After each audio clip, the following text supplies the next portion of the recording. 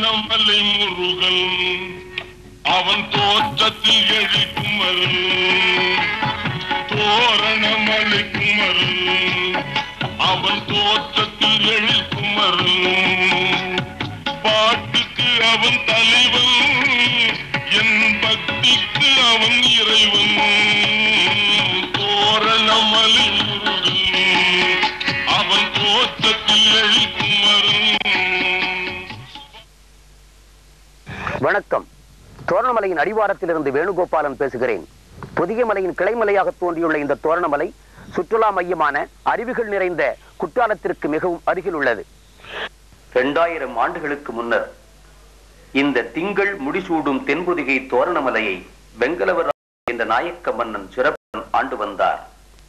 திருஞான சம்பந்தரால் வம்பார் குன்றம் என்று போற்றப்படும் இந்த மலைப்பகுதியில் நாயக்கர் ஆண்ட காலத்தில் மனிதரும் விலங்குகளும் நேயமுடன் உறவாடி வாழ்ந்திருக்கிறார்கள். ஏறத்தாழ 2 கிலோமீட்டர் உயரத்தில் எழுந்து நிற்கும் இந்த குறிஞ்சிமலை குகையுள் தான் குன்றுதோறும் ஆடிய குமரன் வேலுடன் காட்சி தருகிறான்.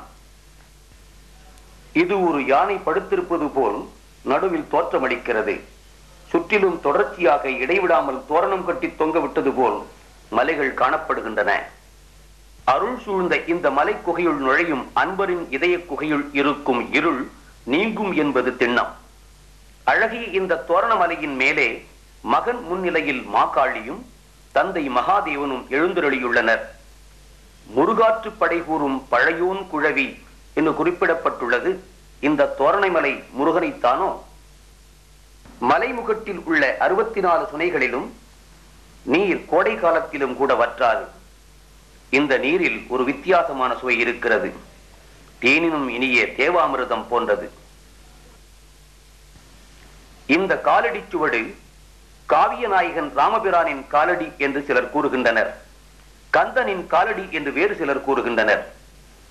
எழில் கொஞ்சும் இந்த மலையில் குடில் கொண்டுள்ள குமரனுக்கு தினமும் நடக்கும் பூசனைக்கு மூல காரணமாக இருப்பவர் தவத்திரு முத்துமாலைபுரம் ஆதிநாராயணன் ஐயா அவர்கள்.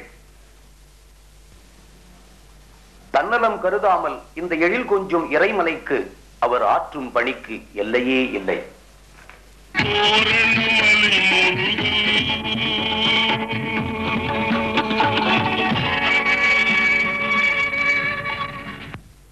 ஆன்மீக நேரம் நிகழ்ச்சியின் இப்பகுதியை வழங்கியவர்கள் பாம்பே ஸ்டோர்ஸ், தென்காசி மற்றும் செங்கோட்டை.